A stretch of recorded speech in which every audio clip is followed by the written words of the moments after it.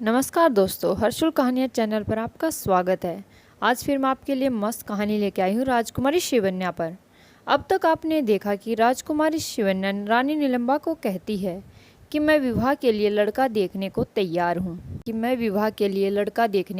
हूँ। यह सुनकर रानी नीलम्बा खुश हो गई। वह आगे कुछ भी बोले उससे पहले शिवन्या तलवारबाजी का अभ्यास करने चली जाती है। अब आगे की कहानी देखते हैं। राजकुमारी शिवन्या एक बड़े से मैदान के बाजू के में अपने तलवारबाजी का अभ्यास करने चली जाती है और जब भी अपने खुद के कार्य से कहीं निकलती तो वह अपनी सुरक्षा के लिए सैनिकों को नहीं ले जाती थी।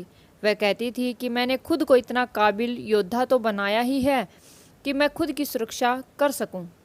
जो खुद की सुरक्षा नहीं कर पाएगा वह दुनिया के जालिम लोगों से कभी खुद को नहीं बचा पाएगा। राजकुमारी तलवार चला रही थी, तभी एक घर के बाहर एक साधु भिक्षा मांग रहा था। तभी जो आदमी उस घर में रह रहा था उसने उस साधु का अपमान किया और भिक्षा देने से इनकार कर दिया।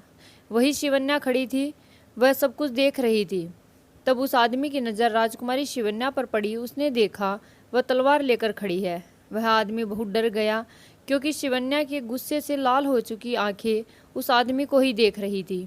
उसने तुरंत ही साधु के पैर पकड़े और माफ़ी मांगी और साधु को भिक्षा भी दी। राजकुमारी शिवन्या उस आदमी के पास गई, उससे बोला, अगर अगली बार मैंने तुम्हें किसी भी साधु संत का अपमान करते देखा तो तुम्हें कहीं भी रहने के लायक नहीं छोड़ूंगी। वह आदमी इस बात से इतना डर गया कि उसने अपने कांपते हुए हाथ जोड़े और शिवन्या से माफ़ी मांगी और बोला, आइंदा किसी भी साधु का अपमान नहीं करूँगा और हमेशा अच्छे से पेश आऊँगा। यह बोलकर वह तुरंत अपने घर के भीतर चला गया। उस साधु ने कहा, पुत्री तुम्हारा बहुत बहुत धन्यवाद। हम जैसे साधु का पक्ष आजकल कोई नहीं लेता। तुम्हारी ऐसी दया भावना देखकर मैं बहुत प्रसन्न हुआ। फिर वे कहते हैं, पुत्री अब मैं चलता हूँ, मेरी साधना का समय हो गया है। शिवन्या ने उसको अलविदा कहकर अपने महल वापस आ गई। दोपहर हो चुकी थी। राजकुमारी अपने कमरे में लेटी हुई थी। वह आज जो उस साधु के साथ हुआ उसी के बारे में सोच रही थी। फिर उसके अतरंगी दिमाग में कुछ सूझा। उसने सोचा कि वह एक साध्वी का भेष धारण करेगी और घर घर भिक्षा मांगने जाएगी। राजकुमारी शिवन्या अपनी इस तरकीब से जानना चाहती थी कि विलम्ब नगर में ऐसे कितने लोग हैं जो साधु संतों का अपमान करते हैं। विचार करते करते शाम हो चुकी थी। रानी नीलम्बा राजकुमारी के कक्ष में आई, उन्हें ढूंढते ढूंढते और आकर बोली, पुत्री आज पहली बार तुम पूरी दोपहर अपनी सैया में लेटी रही। ऐसे पहले तो कभी नहीं किया। हमेशा पूरे महल में भागदौड़ मचाने वाली कन्या को आज क्या हो गया? उसने बोला, कुछ नहीं माता, ऐसी कोई बात नहीं है, वो तो ऐसे ही लेटी थी।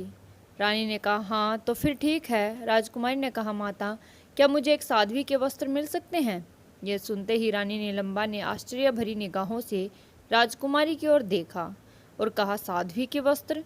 किंतु एक साध्वी के वस्त्र की आपको क्या आवश्यकता आन पड़ी?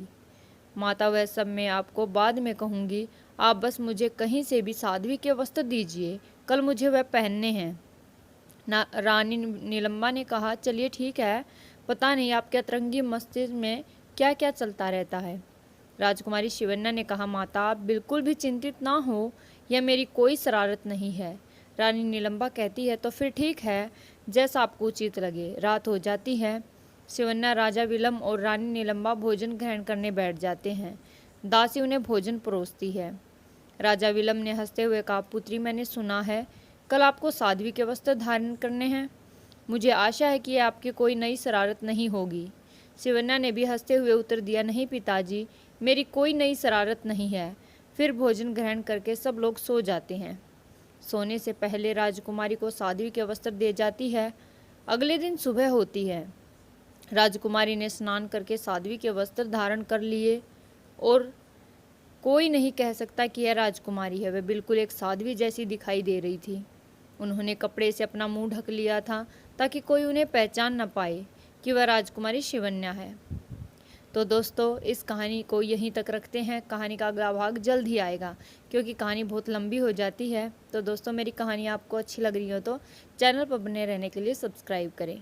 धन्यवाद दोस्तों, कमेंट किया करो प्लीज़।